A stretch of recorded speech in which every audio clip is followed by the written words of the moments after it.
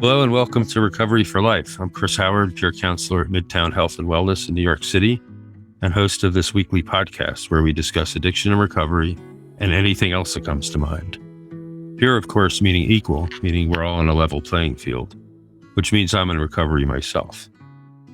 As of this past January, I've got 10 years clean and sober.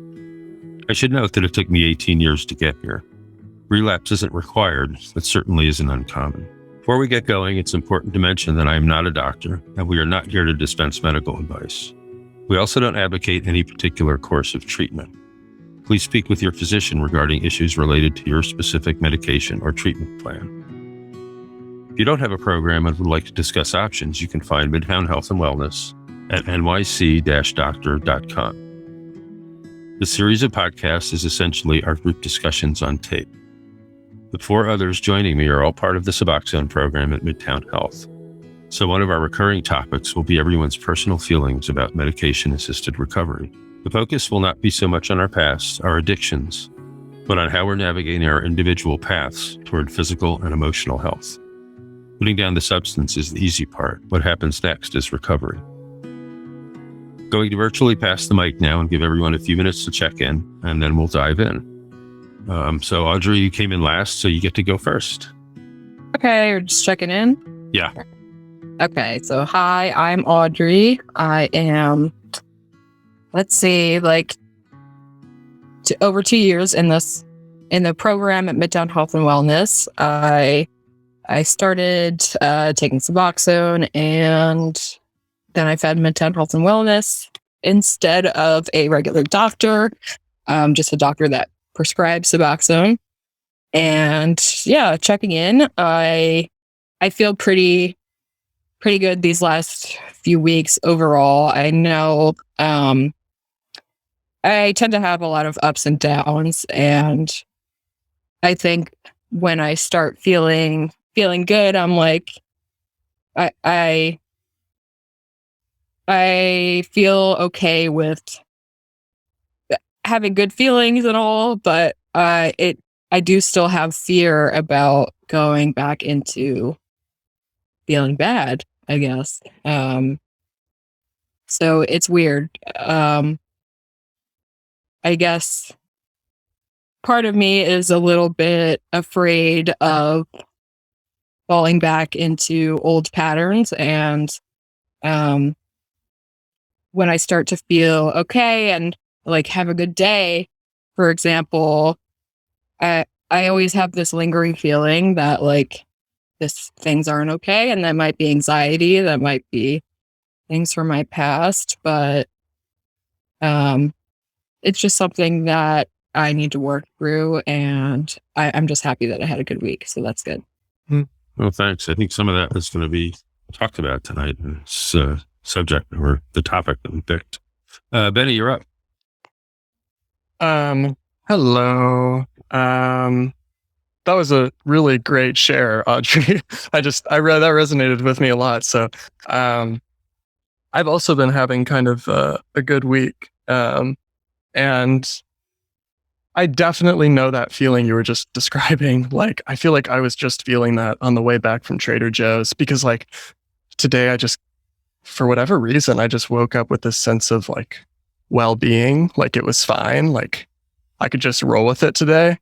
And like I did laundry, I did a lot of good reading, I went to Trader Joe's and I like deposited a paycheck and paid off some tickets and like did all this stuff, and I was like, wow, it's just like easy going today. Like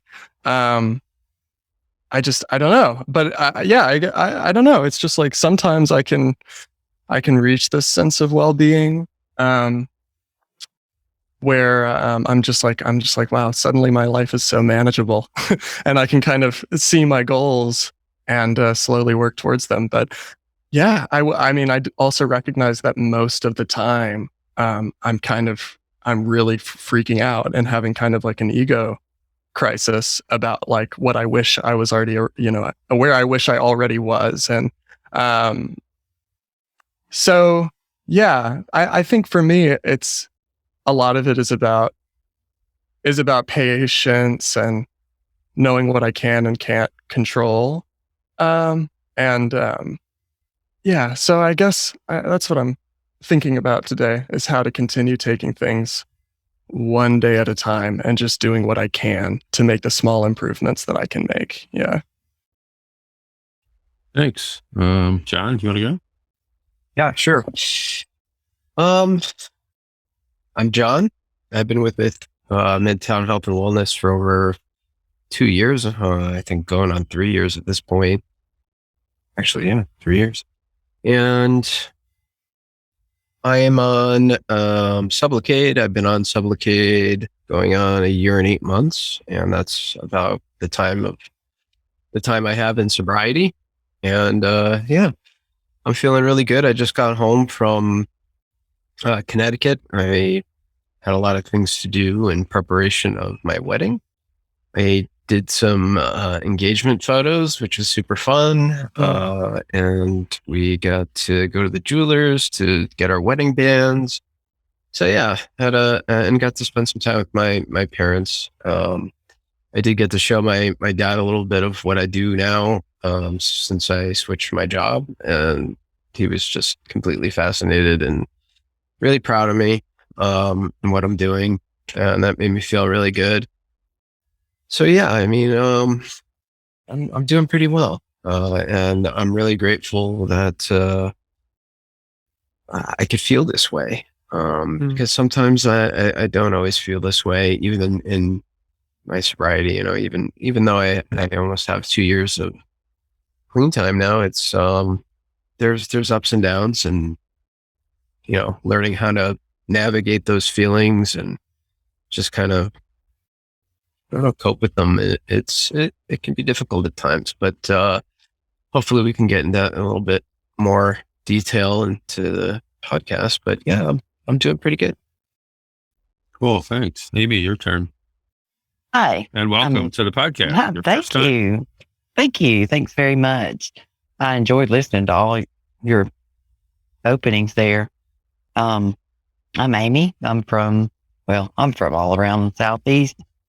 And yeah, I'm a mom. I'm a stay-at-home mom right now because my daughter was just diagnosed with some disabilities. And because I can't find a job because of my past history.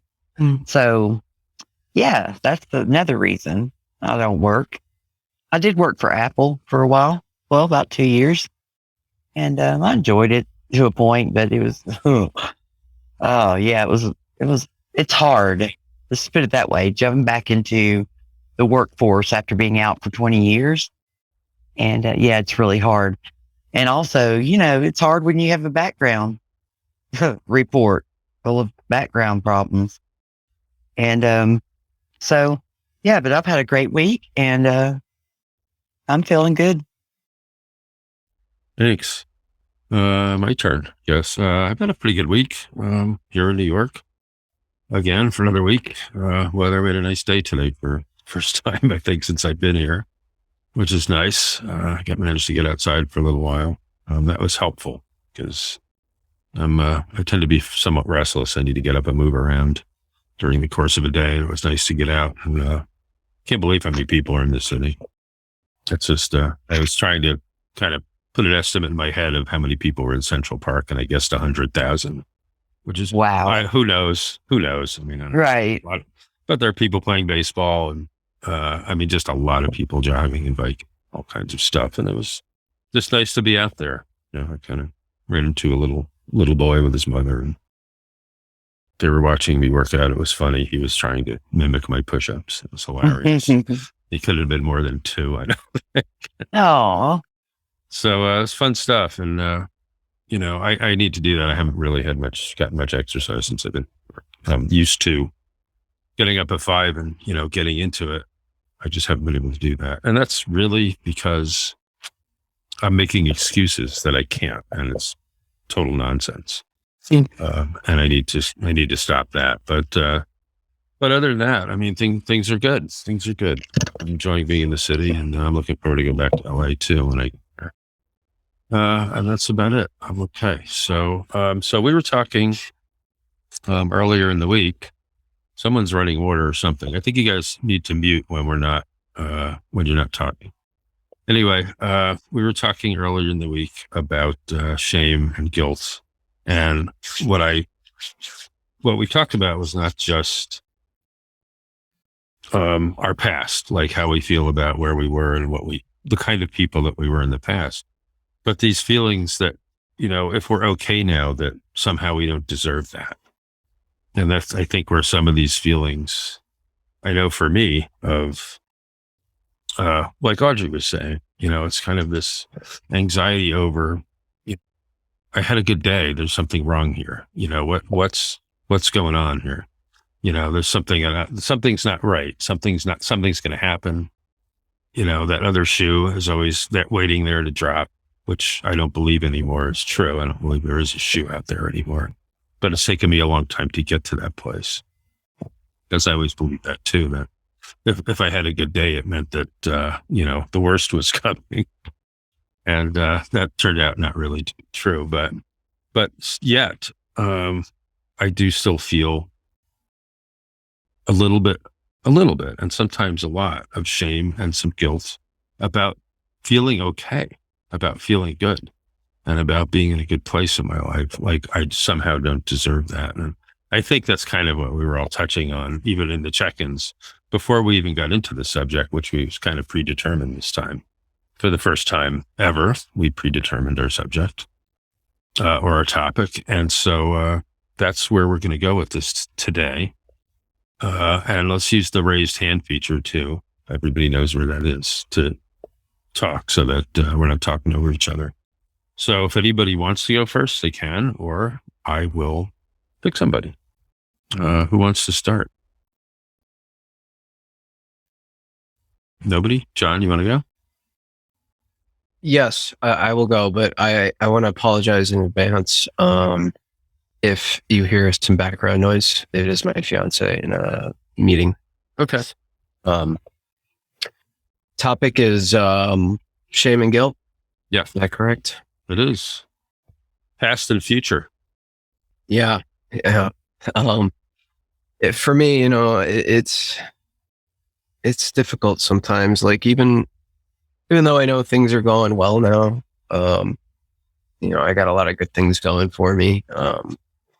I've made 2 job transitions in a matter of a year and a half. And I feel like I'm taking my career in a good place. And the reason I bring up the career is because I need some financial stability in order for me to get married and have a family and, move out of the city eventually and do all these things I want to do in my life. But I don't know, there's some times where I wake up in the morning and I'm like, is this real?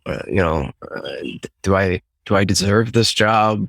Do I deserve this happiness? Because I don't know, I haven't lived such a great life. I haven't been such a great person, and that was the past me. And sometimes I need to do a reality check and say, hey, listen, that was who I was previously. Learn from that and keep it moving. But it's not that easy sometimes, right? It's easier said than done. And I have this, I always have this lingering shame and guilt. Kind of, I don't know. I talked about this in our previous group on Tuesday, where I don't really understand what this feeling is, and I think we kind of landed on shame and guilt, where I just kind of feel disgusted with myself, and it's a crummy feeling, and I did appreciate a lot of the feedback that I received about coping with it, giving myself some grace or what have you. And anyway, that's kind of a high level overview of how I feel about it. So I'll just pass it on to whoever else wants to. Thanks. I think that's a good start. And I know what you mean. It's hard. It's a hard thing to define, but it's like, I think we were talking about it, this feeling in the pit of my stomach that it is kind of disgust too, I guess, in a way. I'm kind of disgusted with my past behavior and do I deserve anything that I've got now? as small as it might be. Anyway, Audrey had her hand up next, so you're up. Hi. Yeah, John, thank you for that. That what you said really sparked like some thoughts in my head about how those feelings kind of relate to different things in my life. And I guess different feelings that I feel throughout the day. I feel for me, the shame and guilt compounds over time. And I guess in the moment, it adds up and starts feeling like if one thing happens and I start doubting myself about one little thing, say I'm at work and I'm doubting, like, am I doing the right thing, working on the right thing right now, just like out of nowhere. That kind of has the ability or has the power to take over and take over my head, because I feel like I am in my head a lot of the times, just in my own head, in my own world, and it's a bit hard to be in the present. But for me, at least, a lot of it has to do with self-confidence and doubt, because I can relate to those feelings of being like disgusted with yourself, thinking about your past, but also like trouble with standing up for myself and like saying no to people and having enough confidence to just be who I am, and to be who I am, like without any shame or guilt. So to just be, what's the word? Like not confident, but like solid and I don't know. I can't think of the word, but just having this reassurance that everything is okay and what you've done is okay. I think that I'm working on finding that within myself. And when these feelings compound onto each other and I'm unable to get myself out of a headspace where I feel as if I'm stuck or I'm doing the wrong thing or my life is not adding up to what I want it to be, I need to remind myself and reach out to others when I'm feeling this way. Because we all go through these feelings and it's hard to talk about, but I think it helps to reach out and talk to others, but also, that helps you become a better person. And I know you can't, we always say that we can't love others and give support to others without loving ourselves first, but we need the help of others to do that. So yeah, that's all I really have to say. I agree. I need to be like preachy, but no, you brought up something really important, which is that feeling of less than, which is, I think, what you were talking about, which is why it makes it hard to stand up for ourselves when we think that we're not up to the level of everyone else.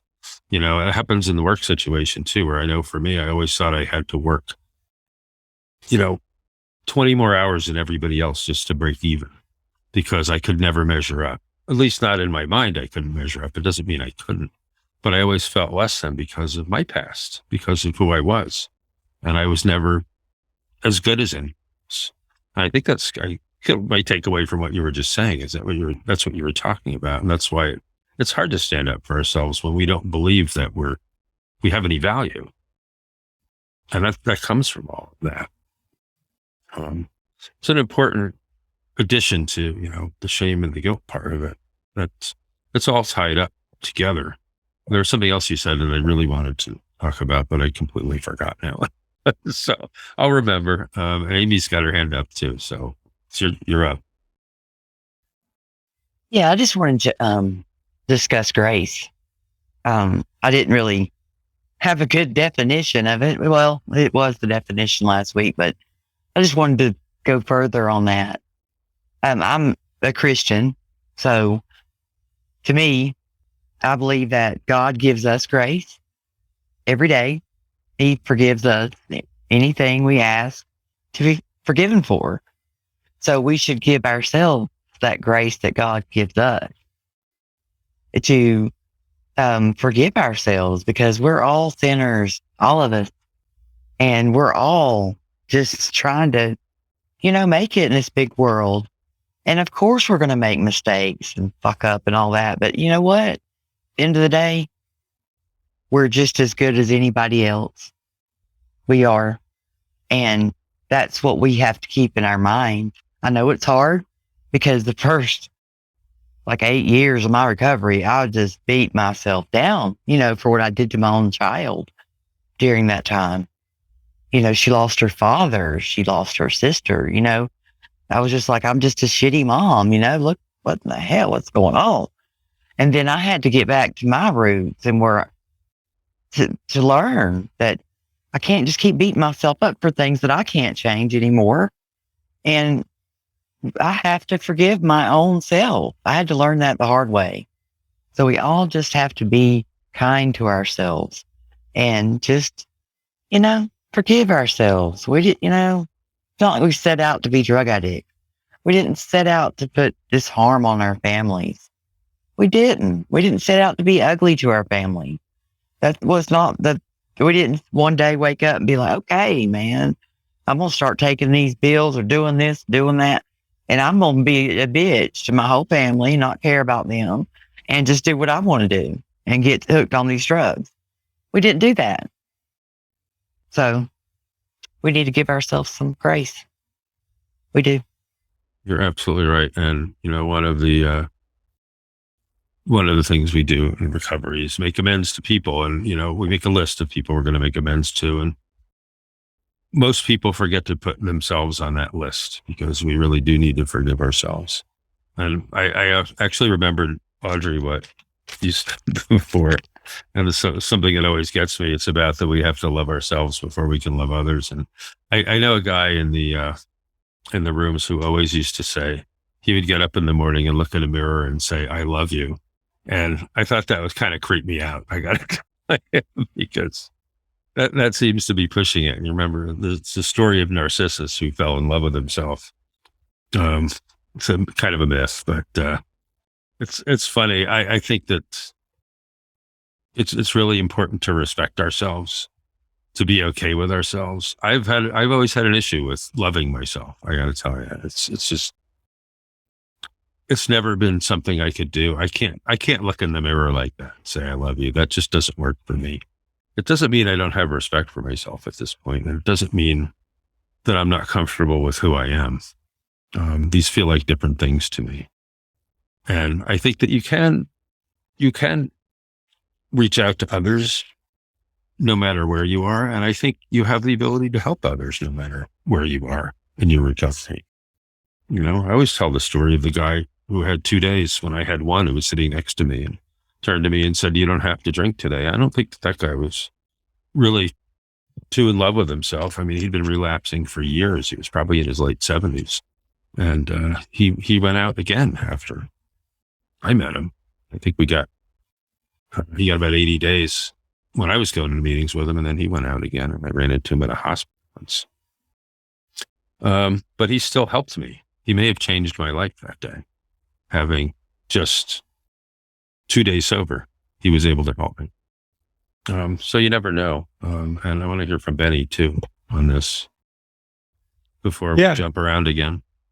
Yeah, I'm having trouble finding my hands up thing. It's my first time on the computer in the meeting, so I don't know. I'll try to figure that out. But reactions tab. Yeah, you know what? I only have a clapping icon and a thumbs up icon, so either will work. No, it's in participants. You click on participants, and then there should be a chat thing that comes up. Then you raise hand. There it is. You have an older version. Like, no. Thank you, Audrey. Thank you both. I mean, there's a lot. There's a lot going on. Everybody here is so smart. Yeah, I mean, I feel like this part of recovery has been really hard for me because I feel like, I don't know, since I've gotten into recovery, I've just realized how much my in the introduction, Chris, you say that like putting down the substance is the easy part, and like what happens after that is recovery, and it's really, I mean, it's not easy putting down the substance, but it it is thinking of revising that. But. Yeah, I mean, it's not easy, but I hear what you're saying, because it's actually a hell of a lot harder just living day by day without something that just is like synthetic confidence, synthetic well-being, synthetic like self-love, basically. And just when you don't have that thing, I mean, all of these underlying issues and like ways that you're uncomfortable with yourself, and expectations that you put onto yourself and everything, those begin to be like your everyday language. I mean, at least for me, like I'm always in my head, like Audrey was saying, and I'm always uncertain if I'm doing the right thing with my time, if I'm investing my energies the right way, like if I'm going to get the right kind of payoff, down the road. And thinking in an addict type of way of like just wanting that like dopamine response of having arrived already. And it's like you have to, I don't know, I feel like I've had to completely like change the way I think about my life and my sense of reward. It is like the focus of my recovery now is just understanding that I can both be comfortable with who I am right now and still make changes, pursue passions, and like pursue the kind of life that I want. Because the more comfortable I am with myself, the more clearly I know what kind of life is really going to be rewarding for me to live, and what kind of relationships I want to have, and just like really who I am, who other people see me as, how I feel about myself, and all of that stuff. Like there is an opportunity to actually begin to like, just like actually know who you are. And it's, I don't know. It's hard. I guess it's a humbling, I'm actually totally off topic, so I apologize for that. But it's a humbling thing. I think every day in recovery, I hit emotional rock bottom like all the time. And, I'm like, I need to develop some new tools for how to think about myself. And like, I need to affirm myself in the morning, like the values or like skills that I want to believe I have. And that like deep down, I do believe I have, the person I believe I am, like I have to tell myself these things and believe myself, and, stuff like that. I mean, yeah, that's my way, I guess, of combating all of the shame and just like discomfort. So yeah, that's all I got. Yeah, I don't think you were off topic at all, because that road to getting to that place where we feel okay with ourselves really diminishes that shame and guilt along the way. The better we are with ourselves. And, again, I'm not getting back to that loving ourselves, but if we can be as comfortable as we can with ourselves so that we're okay in every situation, and we can bring our honest selves with us now. We can do that. We don't have to lie. We can tell people the truth. We can be honest. That doesn't mean wearing our lives on our sleeves. It just means we're bringing our honest self to every conversation. And that's where the shame starts to diminish, because we don't have to lie anymore. We're not those people anymore. And that really is helpful. So what you said is far from off topic. I think it's right on. Totally. John, you had your hand up. Yes, I did. So let me just give you an example. Like for me, like self-acceptance is so important, and I realize that now. Like accepting myself for who I am, and being grateful for the things I have. Because there was a point in my life where I may have not even been here. And just thinking about that is just absolutely terrifying. Like the damage I would have done to, I mean, let me back up a second. I've done damage to my family, and like being able to sit with my family now, knowing that I've done such awful things to them, that they've literally seen me on the brink of death, and I don't know how they still love me and care for me, and I sit there with this feeling like, I don't know, I understand that I'm their son and whatever, but like, how do they, I don't know how what I'm trying to get at here is basically, I don't know, like, how did they forget, I don't know if they've forgiven me, or maybe one day I can talk about it with them and explore that topic a bit more with them. But I think I have given them PTSD, and like, for me, I have a lot of PTSD. I've been through a ton of traumatic things, and I really want to work on those things before I get off of Sublocade, and I'm coming up on the end of my regimen soon, and it was a 2-year regimen, and I'm coming supposedly coming off in August, and there's a lot of like things I still need to work on, and I don't know. I'm doing the best I can every day and trying to better myself every day, and at the core of my sobriety is gratitude. Like that is what really, Chris, I send you my gratitude all the time. And I do that on a regular basis. Every morning I write a gratitude list, and it does help me, it does put perspective and humble me a bit, but it doesn't really override these thoughts in my head that, like, let me give you, for example, like at work, like, I don't, am I doing the right thing? Sometimes I don't know. And I question that. And I don't know if that's healthy or not, but, I know that I'm doing the best I can. And at the end of the day, I think that that's what matters, but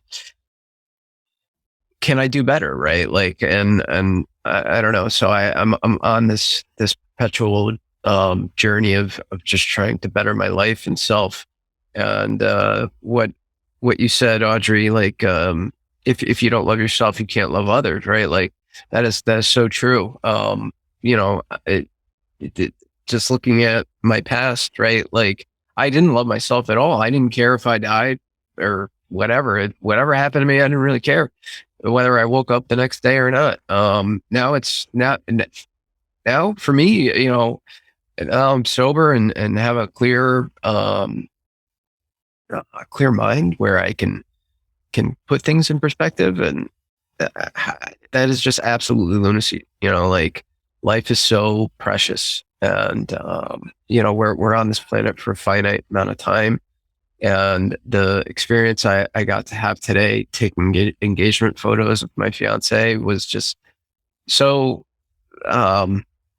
surreal and very touching. And I was having, so we did this premarital exercise with the priest that's going to marry us, and we were just completely honest with them how we met with and all this, and he was very receptive to it, and acknowledged the fact that people who have been through or were in recovery and battled addiction or battling addiction, that they have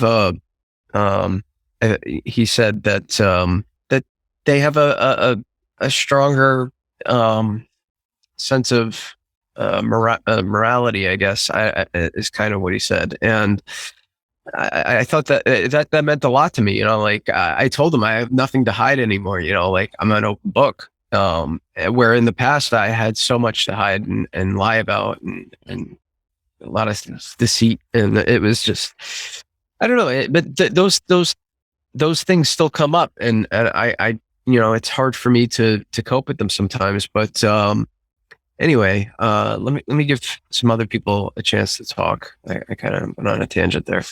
Oh, good. Go ahead, Audrey. Sorry, I had to switch rooms here because my Wi-Fi is bad. But yeah,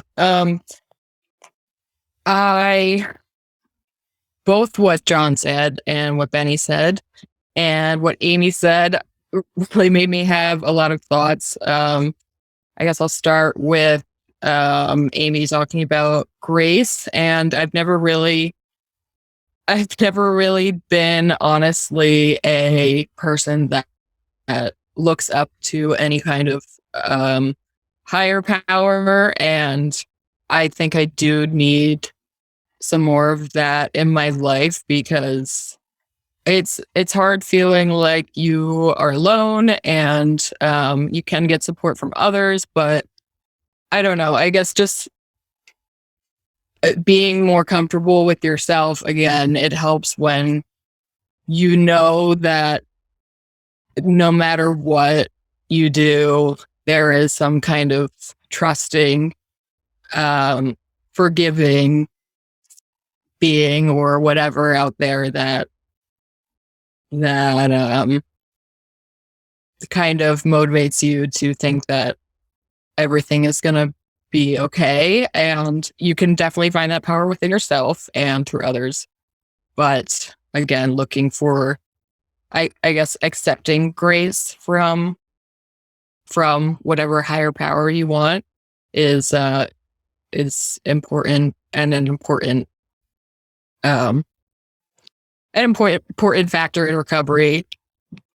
It helps you accept yourself, but also accept others and what you're doing. But back to like shame and guilt, I think that I focus a lot of time on just overthinking in my head, and I'm comfortable with myself to a degree, but that comfort comes and goes, and I always wish for the time when I feel completely comfortable with myself and don't have these feelings. But I know that's not really realistic to expect yourself not to feel shame or guilt about your past.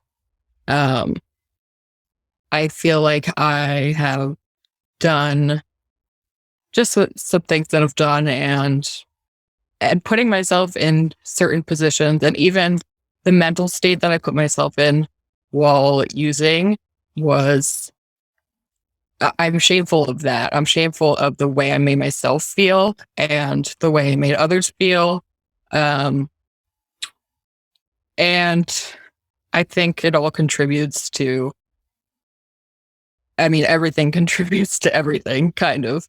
Like, looking at my past, I think I can definitely relate to what everyone is bringing up. And I think for me, it comes and goes in waves.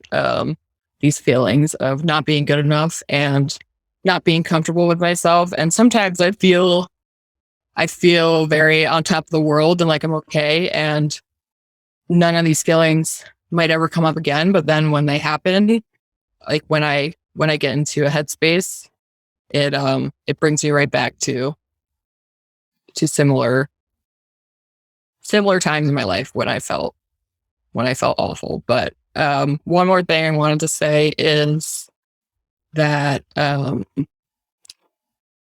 forgot. So that's fine. I could just end it now. I don't want to keep rambling again. You come back to it when you remember it. Yeah. Amy, you're up. Just feel like as, recovering addicts, we give ourselves such a hard time. And it's just something we do. We're good at that, Oh, you're stupid. You're just stupid. You need to just quit trying for this job. You're not going to get it. You're just too, whatever you put in that sentence. You're not good enough. You're not, I always thought I wasn't good enough to be loved, and I still haven't, completely gotten to the point where I think I'm good enough to be loved, and that's hard. That's hard for me. Like, I believe I've forgiven myself, but I can't get to that place where I feel good enough to be like loved. Cause I've always made the wrong choices where my love life, where anything's concerned, to be honest. I've made some bad choices and, continue to. So it makes me wonder, like, am I? Like, but I know I am. Everybody should be loved. That's, it's true, but you don't feel it inside. And so that's the hard part, getting through these feelings, and you got to sit with them and you got to feel them till you get through them. I think can't just keep brushing shit under the rug. I tried that for years. I'll think about that another day. I'm good at that, but yeah, that's where I struggle the most. That was a really, really good point. Or am I worthy of love even? That's a huge part of this. It is such a big part of it. I've been going through that for years. Exactly what you just said. And you just reminded me. Thanks for that. Audrey's got her hand back up. You remembered. I remembered. Yeah, it was about what John said, although I did really like what I can relate to the feelings of what Amy was saying about not feeling like you're worthy of love or anything after even what you've done, or even in the beginning, like before you started using. That's why I started using, because I didn't feel like I was worthy of a lot of things. And I mean, I could go into where that comes from, but I think that that's a very valid point. Like thinking about, am I worthy of love? And I think that goes back to what John was saying about, he mentioned something about people being in recovery and battling addiction. You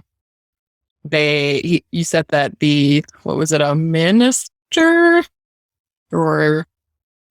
Yeah, he's a Protestant priest. Protestant priest. Okay. He said that we have like a stronger sense of morality, which, I think it's interesting because I think that from the beginning of time, at least I know I have put myself mentally, and maybe outside factors contributed to this, but I put myself through like absolute hell in my head and like through actions. And I think I was constantly putting myself down even before I started using.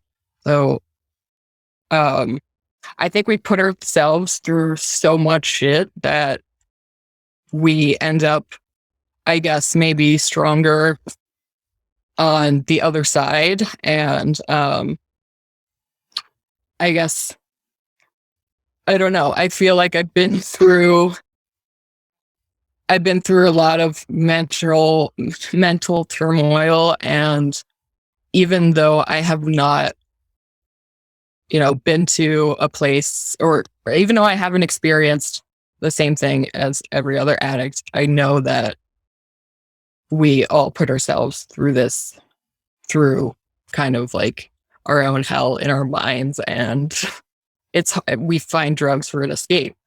And then the shame and guilt comes in as another part of this turmoil shame and guilt is just one of the parts of our brains, or at least my brain, that is natural, that I've always dealt with. And now, without the crutch of a drug, it's about getting past those feelings and figuring out the tools to combat that, or rather just like accept ourselves. So yeah, that's about it. And I agree with you. I think that was probably missing from my life early on too, but I mean, as we said, I think in the beginning, there's no blame anywhere for anything. It's, and we can't blame ourselves either, because that happens a lot. It's my fault.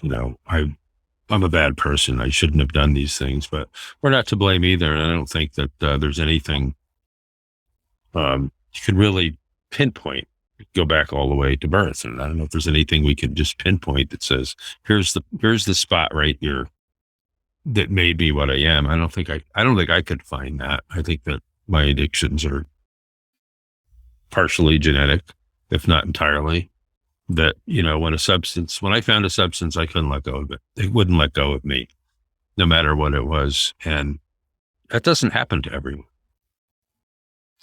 Some people, are young and they try smoking pot or they have a drink and they go, oh, that's awful. I'm going to walk away from this. I don't ever want to do that again. And maybe, later in life, they have a drink here and there. People like me, I have one when I'm 12 and I can't stop. That's it for the rest of my life. So we're very different people. It's just our makeup. And I think there are got to be some nurture factors in there too, right? There's got to be some other contributing factors that have maybe guided us along the way or maybe escalated or maybe contributed to all of this. I don't know. I don't know if anybody really has the answer to that. And there's certainly plenty of studies out there in the world, and plenty of conversations about it. But I'm not sure that anybody can really put their finger on exactly what goes on and why some of us are addicts and some of us aren't. It's, I think it's the luck of the draw. Like, John has a brother who's not, right? A twin who's not. Go figure. And yet I met someone else who has every single one of his siblings is an addict. And I think he has 3 or 4 and they're all on Suboxone. Who knows? I don't know, but I do think, so what you said, Audrey, I do think that, some of that for me too was early on and not feeling that I was worthy of love. I don't know where that came from. Where does that come from in a 6-year-old? I have no idea. Right? Who knows? But it's there, right? You felt it. I felt it. Maybe lots of other people did too. And it maybe guided us along, maybe looking for that escape or maybe looking for love somewhere else. I'm not going to get too much into that because it's a little dicey. But John, go ahead. You had your hand up too. Yeah, no, you brought up a good point. Like, I guess like in terms of like trying to trace back like whether my addiction came from genes or not, it's really interesting. I have an identical twin brother. We both were prescribed Percocets when we had something done to our teeth, right? And he took one. He was like, "Oh, this is awful." I took it. I was like, "Whoa, this is the magic." I thought I found like the cure to all my problems, and and that really goes to show, it really is dependent. It's subjective to the person, really. Even this is how identical we are. When we went to the orthodontist, they took molds of our mouths, and on the first go around, they forgot to label them and they mixed them up. They didn't know whose was whose. So they had to redo them. And afterwards they wrote our names on the bottom of them. Why I became an addict and he didn't, I can't answer that question, but I can say this, all the trials and tribulations I've been through in my life, they've made me who I am today. I wouldn't change them for the world. And, and I think just having some self-respect and I guess the hardest part for me is forgiving myself, right? Like I can forgive others, I don't know, not relatively easily, but like, depending on the situation, I do end up forgiving people, and I am a very caring person when I am sober. And it's just like trying to find that equilibrium,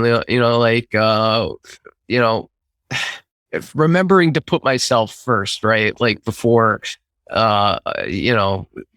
I guess subjecting myself to others' problems, right? And I guess that's all I really kind of wanted to just bring up is just there's that I don't really know how to explain that, right? Like, why my identical twin brother didn't have a problem with it and I did. And, what's the difference? I don't know. Anyway. I think before I jump back over to Amy, on the same topic, I mean, it doesn't really matter, does it, where this comes from? I do a lot of meetings. I've heard a lot of qualifications, and a lot of people say, my childhood this, my childhood that, or I went through this, or whatever it is. And we're looking for some reason. But the truth is, it doesn't really make any difference because we're here. We did what we did. And what's important is what's happening now. And I do think, the forgiveness takes a long time.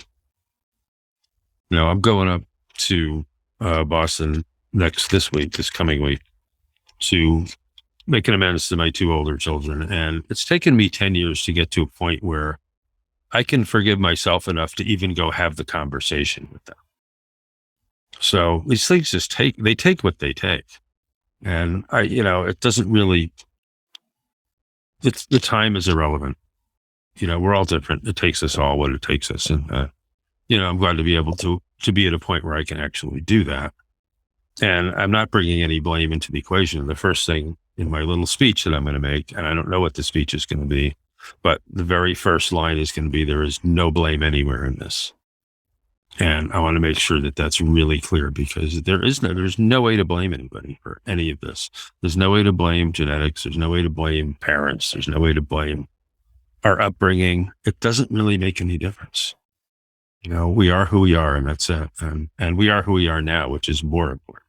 Who we are today is way more important than anything. That's really, so I wanted to throw that in. But Amy, go ahead. Sorry to hold you up. No worries. That's very interesting, actually. Learning that you're a twin, you said? Yeah, I'm an identical twin. And yeah. That's wild, isn't it? It's just wild. Because I'm not a twin, but I have a brother and a sister. We grew up all the same, but we're all addicts. All 3 of us. Yeah. All 3 of us are addicted to something. Yeah. So that was just wild how, and family dynamics play a big part. I'm sorry. In who we are and why we wanted to escape at such a young age. I mean, they do, but Chris said, here we are though. So let's try to forgive ourselves, give ourselves some grace, forgiveness, own what you did, sit in those feelings, but afterwards to get out and be like, look, I'm just as good as anybody else. I deserve just as good as anyone else. Treatment, love, all of it. I deserve the whole shebang. But it's hard to get there, like Chris said. It's very hard. It takes years because you're going to beat yourself up for years. You just are. And I just hate that. I really do, because you're such a, I can see the goodness in you, and I can see it just from you being here, hear it, your voice, the empathy, the feelings. I can feel what you're feeling, and I've been there. So it's like, oh, damn, I hate to see him going through that, because it sucks. Because you got this new life, you get married, you got so much to look forward to. You're still young, I just hate to see you doing this. That's all. But you got to go through it just like the rest of us. And you'll come to a point where you forgive yourself and you'll be able to talk to your parents. You will. I truly believe that. And that's all I wanted to say. Thank you for that. I really appreciate it, Amy. It's particularly difficult for me because, not only do I have an identical twin brother, I have 2 older sisters, and I don't come from a bad upbringing, and my parents blame themselves, I think, pretty harshly for how I kind of turned out. And there was one day where, actually a few months ago, where somebody said to me, wow, your parents really raised you well. And, I passed that along to my parents, and they started crying, because they were blaming themselves for, who I was or how I turned out. And it's not their fault. It wasn't their fault. It wasn't anything they did. I'm the only addict in the family that I'm aware of. And, it's just a particularly tough situation. And I put them through a lot. And, yes, I thank you, Amy. I do believe in my heart. And, one day I will be able to have that conversation with them. Because them seeing me almost die twice in a matter of 3 days, as a parent, I can't imagine how that would feel. So anyway. Anybody else? We're getting close to the end, so we got time for a little bit more, and then we're going to do our gratitude round. Benny, I haven't heard from you in a while. You still there? Yeah, I'm here. I'm just listening in. I don't know. This is a really strong conversation. I feel like I'm kind of, I mean, we all are, but I'm so in the thick of some of this stuff that it's almost even hard to, it's like I almost have to process it or something. I don't know.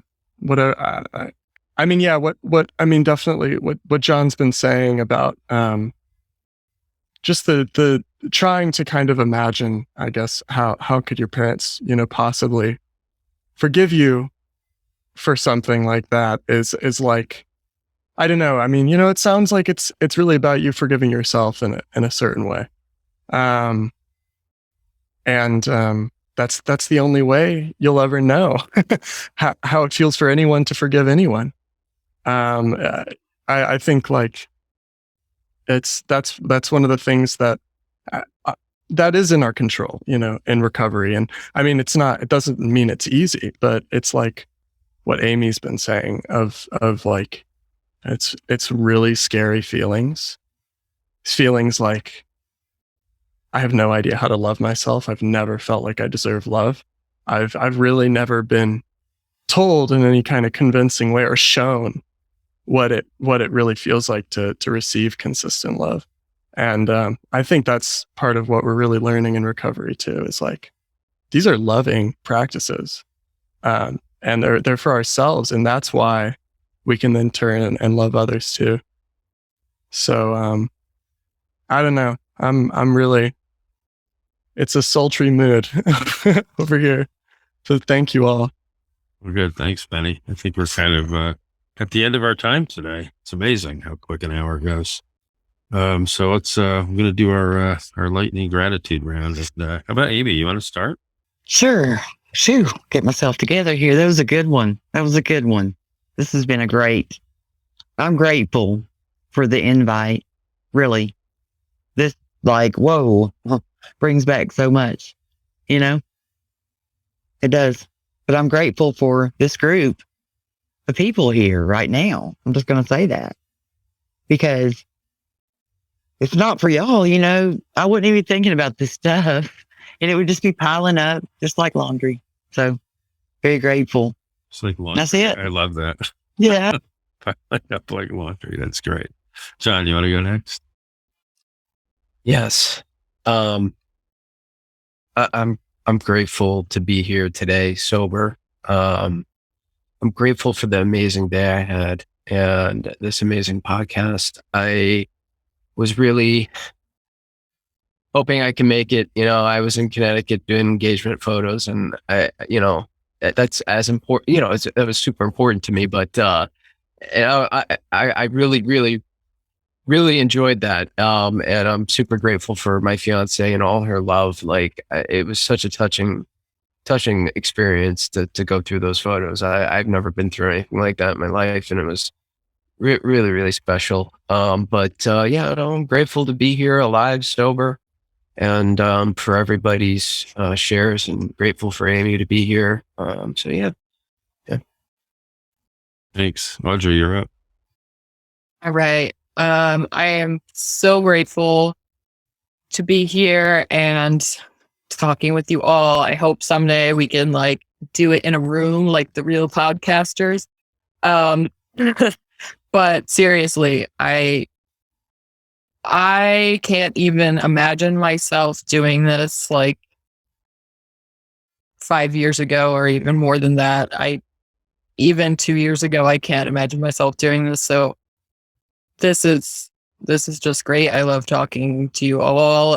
Thank you, Amy, for joining, and thank you, Chris, for setting this all up. Yeah, I'm just super happy to be here, share my thoughts, and listen to everyone else.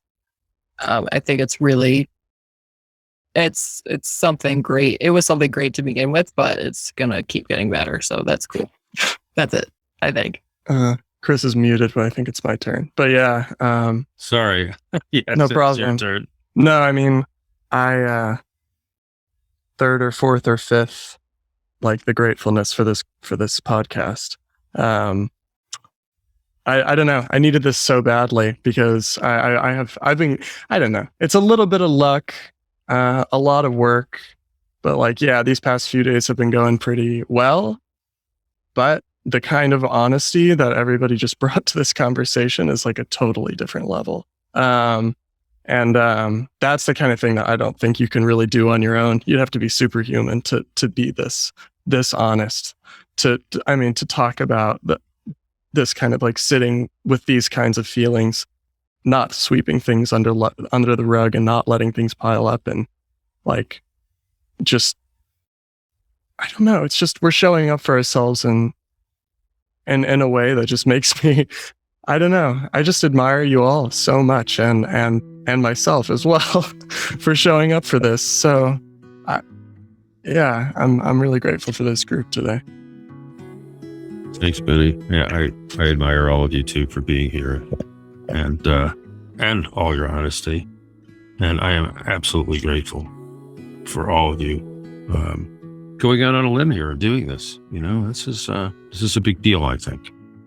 And I wanted to just, something came up in my head while you guys were doing the gratitude about deserving, and I realized that. So I came to New York for a little while, and I'm using an apartment that a friend in recovery offered, and I'm going to be borrowing a car that another friend in recovery offered while I'm here. And even 5 years ago in recovery, I never would have accepted that kind of kindness from people because I didn't think I deserved it. But I'm okay now. I'm okay. I'll do a favor for them down the road. But they're doing this for me, and I'm gratefully and gracefully accepting their offers. Otherwise, I wouldn't even be here. I wouldn't be in the city because I couldn't afford it. So it's amazing how this works. And 10 years down the road, I feel like I'm okay accepting help from people. It's just amazing. And from all of you, because I learn from all of you every day, and you're helping me in my recovery every single day. And I really appreciate it. And so that is our podcast for this week. Thank you all once again for bringing your insights and honesty to the group. And thank you to our listeners for joining us. If you have thoughts you'd like to share about anything you heard today, please send us a note through one of the various available channels. We look forward to hearing from you. Thanks again, everybody. Have a great week. See you all next Sunday.